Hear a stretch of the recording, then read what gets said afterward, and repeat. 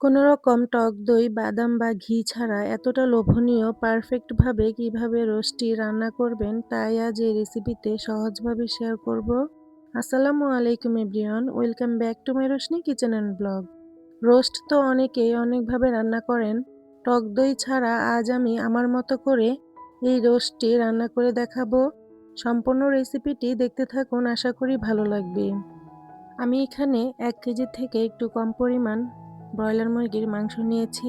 আপনারা যে কোনো মুরগির মাংস নিতে পারেন। মাংসটাকে একটু চিড়ে ভালোভাবে কেটে ধুয়ে পরিষ্কার করে নিয়েছি। এখন দিয়ে দিলাম হাফ চা চামচ লবণ।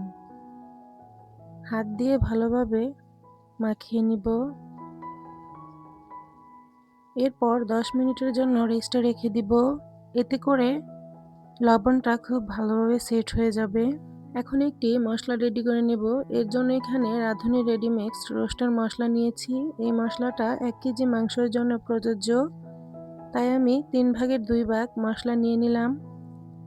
এরপর দিয়ে দিচ্ছি স্বাদমতো লবণ হাফ চা চামচ, হাফ চা চামচ মরিচের গুঁড়ো, হাফ চা চামচ ধনিয়া গুঁড়ো আর হাফ চা চামচ জিরে গুঁড়ো। দিয়ে দিলাম পানি। এখন একটি চামচের সাহায্যে মশলাটাকে মিশিয়ে নেব। এইভাবে মশলাটা রেডি করে রোস্টটা রান্না করলে সব কিছুই পরিমাণ মতো সুন্দরভাবে হয়ে যায়। আরেকটি বাটিতে আমি ফুল ক্রিম মিল্ক পাউডার নিয়ে নিচ্ছি পরিমাণ মতো। সামান্য পরিমাণ রেখে দিচ্ছি 50 গ্রাম মিল্ক পাউডারের থেকে। বাকিটা আমি নামানোর শেষে দিব। ঠান্ডা পানি দিয়ে একটি চামচের সাহায্যে মিশিয়ে নিচ্ছি।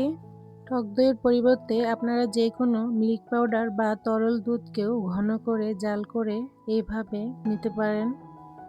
এরপর দুধের মিশ্রণে দিয়ে দিচ্ছি 1 টুকরো লেবুর রস। লেবুর রসটা দেওয়ার ফলে খুবই সুন্দর একটি ঘ্রাণ আসে। টক দইয়ের বিকল্পে আপনারা এইভাবে লেবুর রসটা দিয়ে একটু নেড়ে মিশিয়ে রোস্টের মধ্যে দিতে পারেন। এতে করে সুন্দর একটি ফ্লেভার আসবে আর রোস্টটি খুবই লোভনীয় হবে। আমার মিশ্রণটি রেডি, এখন রান্নাটি করে নেব। এর জন্য একটি প্যানে দিয়ে দিলাম পরিমাণ মতো রান্নার রেগুলার তেল। 2টা পেঁয়াজ কেটে নিয়েছি। এই পেঁয়াজটাকে আমি একটু বেরেস্তা করে ভেজে নিব। গোল্ডেন ব্রাউন করে ভেজে উঠিয়ে নিচ্ছি। সম্পূর্ণই উঠিয়ে নিতে হবে, কিছুটা থেকে গেলে দেখা যাবে পুড়ে মাংসটা কালচে হয়ে যেতে পারে। এরপর লবণ দিয়ে মাখিয়ে রাখা মাংসটা দিয়ে দিলাম। মাংসটাকে আমি এপাশ ওপাশ হালকা করে ভেজে নিব। রোস্টের মাংসটা হালকা করে ভেজে নিলেই এই টেস্টটা ভালো পাওয়া যায়, আর বেশি ভেজে নিলে দেখা যাবে মশলায় ঢুকবে না। এই পাশটা যেমন করে ভেজে নিয়েছি ঠিক অন্য পাশও আমি একইভাবে ভেজে একটি বাটিতে তুলে নিচ্ছি। একই প্যানে দিয়ে দিচ্ছি আর কিছুটা তেল আর দিয়ে দিচ্ছি 2টা পেঁয়াজ কুচি। এই পেঁয়াজটাকে একটু নরম হয়ে যাওয়া পর্যন্ত ভেজে নিব। এরপর অ্যাড করে দিচ্ছি আরও 3টা পেঁয়াজ। পেঁয়াজটাকে আমি একটু বেটে নিয়েছি। এখন লাল লাল করে একটু ভেজে নেব। এরপর এখানে দিয়ে দিচ্ছি 3টা এলাচ, 3টা দারচিনি। দিয়ে দিলাম 1.5 চা চামচ আদা রসুনের পেস্ট, 1 চা চামচ জিরার পেস্ট। এরপর মশলাটাকে একটু ভেজে নেব, এতে করে আদা রসুনের কাঁচা গন্ধটা চলে যাবে। ভাজা হয়ে গেছে। এখন আগে থেকে যে মশলাটা রেডি করেছিলাম সেই মশলাটা দিয়ে দিলাম। মশলাটাকেও আমি কিছুক্ষণ নেড়েচেড়ে মিশিয়ে প্রায় 5 থেকে 7 মিনিটের মতো কষিয়ে নেব। যখন দেখবেন উপরে তেল ভেসে আসছে, এই পর্যায়ে ভেজে রাখা মাংসটা দিয়ে দিব। মাংসটাকে আমি কিছুক্ষণ কষিয়ে নিব মশলার সাথে।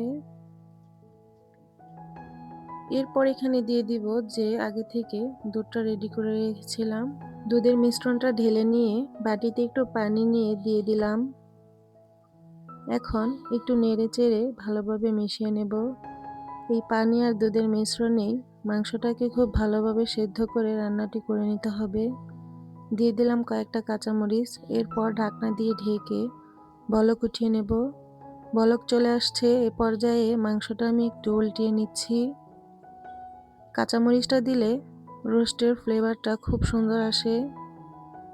আবারও ঢাকনা দিয়ে ঢেকে মাঝখানে আমি 3 থেকে 4 বার নেড়েচেড়ে রোস্টটি রান্না করে নিব। এই তো দেখুন আমার রান্নাটি হয়ে এসেছে। এ পর্যায়ে প্যাকেটে যেই দুধটি রেখেছিলাম দিয়ে দিচ্ছি, আর দিয়ে দিচ্ছি পেঁয়াজ বেরেস্তা। দেখতেই পারলেন খুব সহজেই রান্নাটি করে দেখালাম টক দই, বাদাম বা ঘি ছাড়া। রেসিপিটি ভালো লাগলে আপনারা বাসায় একবার এইভাবে ট্রাই করে দেখতে পারেন। ইনশাল্লাহ ভালো লাগবে খেতে। আশা করি আমার আজকের রেসিপিটিও আপনাদের অনেক ভালো লেগেছে। রেসিপিটি ভালো লেগে থাকলে অবশ্যই লাইক, কমেন্ট, শেয়ার করে চ্যানেলটিকে সাবস্ক্রাইব করে পাশেই থাকবেন। আজকের মতো এখানেই বিদায় নিচ্ছি। আল্লাহর রহমতে সবাই সুস্থ ও ভালো থাকুন। আল্লাহ হাফেজ।